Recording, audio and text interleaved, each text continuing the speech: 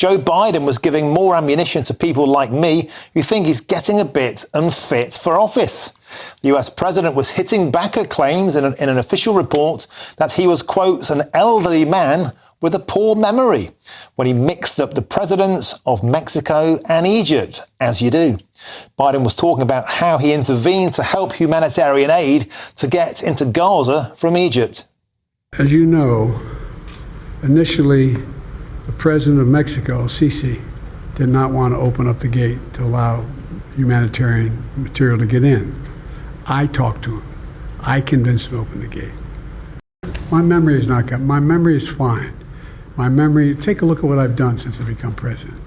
None of you thought I could pass any of the things I got passed. How'd that happen?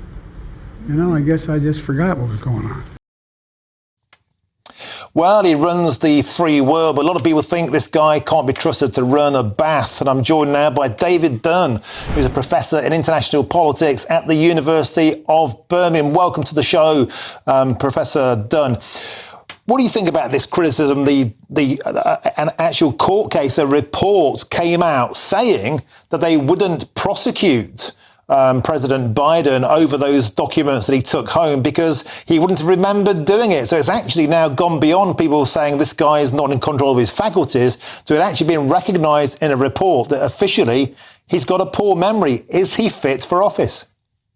Well, the report, of course, was written by a Republican lawyer appointed by President Trump. So he had an axe to grind. But certainly it does Biden no favours to have an official report like this talk about the fact that he clearly has memory problems. But in one respect, actually, he's telling us nothing new.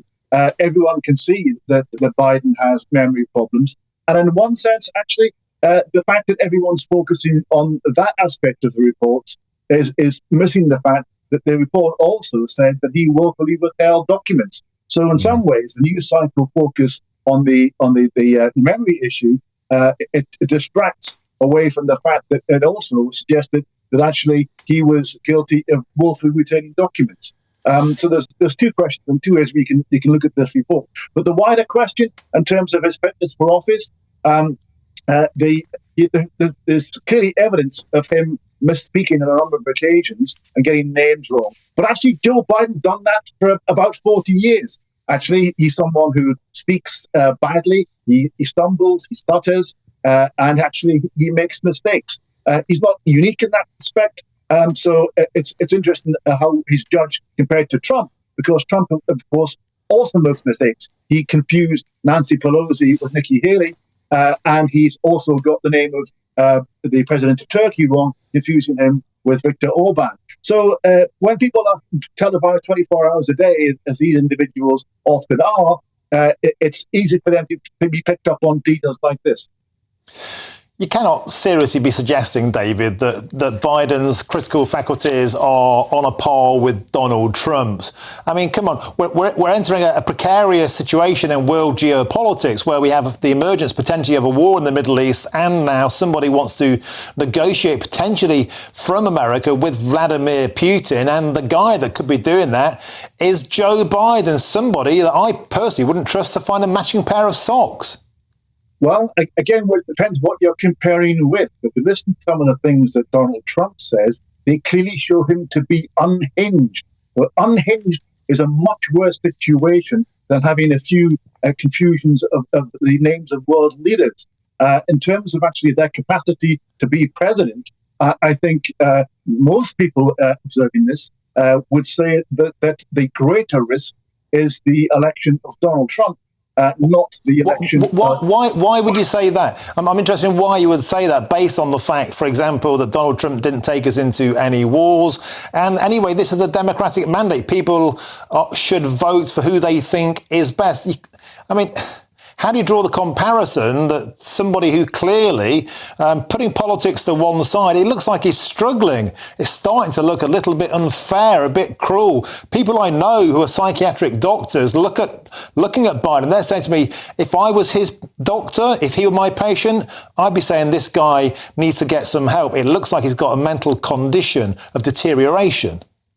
Yeah, going back to the point about Trump, you say he didn't take us into any wars. That was more luck than judgment. If you read the memoirs of everyone who was in the White House with him, if you read the book by Bob Woodward that it compiles interviews from everyone who was there, it was very clear that Trump was contemplating a military strike against North Korea as a consequence of his Twitter spat with comparing the size of their buttons and calling Little Rocket Man.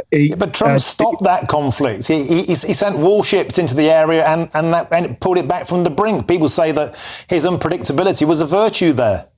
Well, he stopped that conflict by virtue of the fact of giving a huge concession to meeting the North Korean leader, a concession that hadn't been granted, a legitimacy that hadn't been granted, and Kim Jong-un managed to actually pull the wool over Donald Trump's eyes on that occasion by promising him denuclearization. The threat went away because Trump got his stomach and got the photographs, right.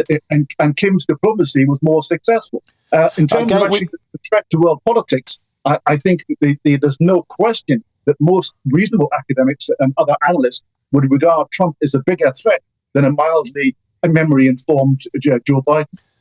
OK, that's one way of looking at it. David Dunn, Professor in International Politics at the University of Birmingham. Thank you very much for joining us on the show.